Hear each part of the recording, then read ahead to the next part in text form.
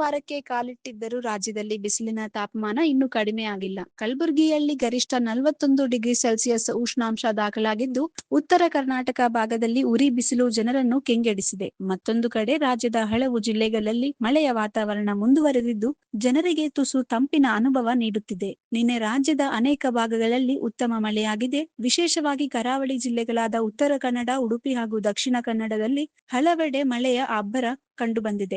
ಇದರ ಜೊತೆಗೆ ಬೀದರ್, ದಾವಣಗೆರೆ, ಶಿವಮೊಗ್ಗ, ಯಾದಗಿರಿ, ಬೆಳಗಾವಿ, ಚಿತ್ರದುರ್ಗ ಹಾಗೂ ಚಿಕ್ಕಮಗಳೂರು ಜಿಲ್ಲೆಗಳಲ್ಲಿಯೂ ವರ್ಣನ ಕೃಪೆ ಮುಂದುವರೆದಿದೆ. ಇಂದು ಕೂಡ ರಾಜ್ಯದ ಹಲವು ಜಿಲ್ಲೆಗಳಲ್ಲಿ ಮಳೆಯ ವಾತಾವರಣ ಮುಂದುವರಿಯಲಿದೆ. ದಕ್ಷಿಣ ಕನ್ನಡ, ಉಡುಪಿ ಹಾಗೂ ಉತ್ತರ ಕನ್ನಡ ಜಿಲ್ಲೆಗಳಲ್ಲಿ ಒಂದೆರಡು ಕಡೆಗಳಲ್ಲಿ ಹಗುರದಿಂದ ಸಾಧಾರಣ ಮಳೆಯಾಗುವ ಸಾಧ್ಯತೆ ಇದೆ. ಉತ್ತರ ಒಳನಾಡಿನ ರಾಯಚೂರು, ಯಾದಗಿರಿ, ವಿಜಯಪುರ, ಕಲಬುರಗಿ, ಗದಗ, ಕೊಪ್ಪಳ ಮತ್ತು ಬಾಗಲಕೋಟೆ ಜಿಲ್ಲೆಗಳಲ್ಲಿ ಗುಡುಗು ಮಿಂಚು ಹಾಗೂ ಬಿರುಗಾಳಿ ಸಹಿತ ಮಳೆಯಾಗುವ ಸಾಧ್ಯತೆಯನ್ನು ವಾತಾವರಣ ಇಲಾಖೆ ಸೂಚಿಸಿದೆ. ರಾಜ್ಯದಲ್ಲಿ ಮೇ 21ರವರೆಗೆ ಹಲವು ಜಿಲ್ಲೆಗಳಲ್ಲಿ ಮಳೆಯ ಚಟುವಟಿಕೆ ಮುಂದುವರಿಯುವ ನಿರೀಕ್ಷೆ ಇದೆ. ಮೈಸೂರು, ಚಾಮರಾಜನಗರ, ಕೊಡಗು, ಚಿಕ್ಕಮಗಳೂರು ಹಾಗೂ ಹಾಸನ ಜಿಲ್ಲೆಗಳಲ್ಲಿ ಮೇ 18ರವರೆಗೆ ಭಾರಿ ಗಾಳಿ ಮಳೆಯಾಗಲಿದ್ದು, ನಂತರ ಮಳೆಯ ಪ್ರಮಾಣ ಸ್ವಲ್ಪ ಕಡಿಮೆಯಾಗುವ ಸಾಧ್ಯತೆ ಇದೆ. ಬಳ್ಳಾರಿ, ವಿಜಯನಗರ, ದಾವಣಗೆರೆ, ತುಮಕೂರು ಮತ್ತು ಮಂಡ್ಯ ಭಾಗಗಳಲ್ಲಿಯೂ ಮೇ 18ರವರೆಗೆ ಮಳೆಯಾಗಲಿದ್ದು, ಬಳಿಕ ಒಣ ಹವೆಯ ವಾತಾವರಣ ಮುಂದುವರಿಯಲಿದೆ. ಉತ್ತರ ಒಳನಾಡಿನ ಬೀದರ್, ಕಲಬುರಗಿ, ಯಾದಗಿರಿ, ರಾಯಚೂರು, ವಿಜಯಪುರ, ಬಾಗಲಕೋಟೆ, ಕೊಪ್ಪಳ, ಬೆಳಗಾವಿ, ಧಾರವಾಡ,